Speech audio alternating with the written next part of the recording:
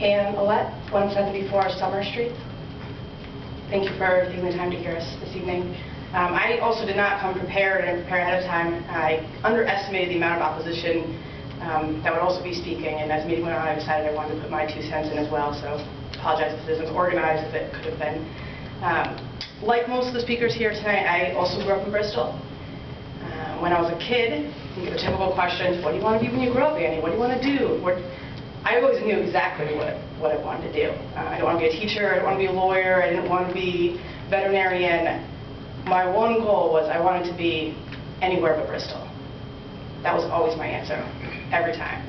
And I did that. I left at 18, and I was gone for about a decade. And I joined the Navy, see the world. I did that, and it was great. But life circumstances brought me back to Connecticut, and about a decade after that.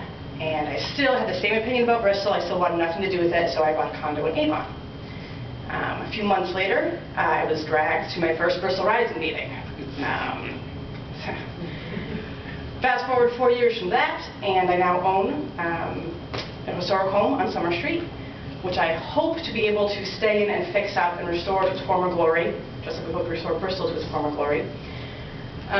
The sole reason, not the sole reason, I wouldn't be back here if it weren't for Renaissance. That's an absolute certainty.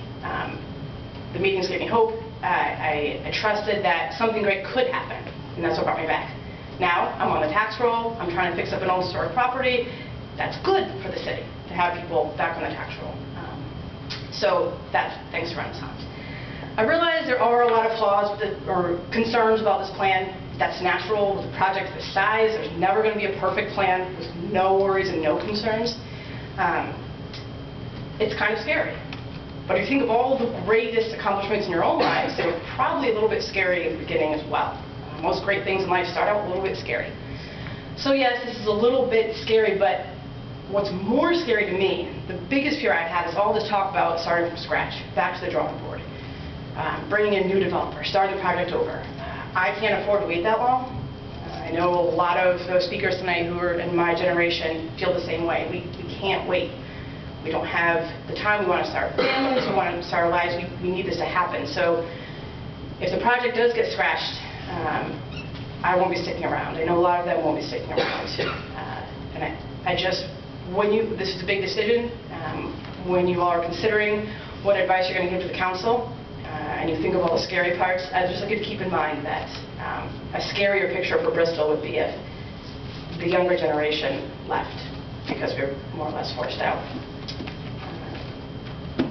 All that they're asking for is an extension, from what I understand. If that's all they're asking for tomorrow night's meeting, it'd be kind of absurd to not grant it at this point. That's all. Thank you.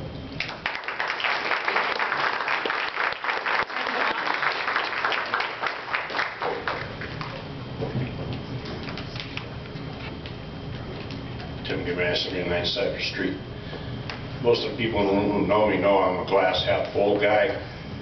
Seems to me this gets down to whether or not we want to invest in the future of the city of Bristol, or do we want to run in place. I'm not much of a fan for running in place. The definition of insanity is doing something the same way over and over and over again and expecting a different result. What we have over there now is the end result of lunacy. But having said that, a $6 million nut is a pretty big price to pay.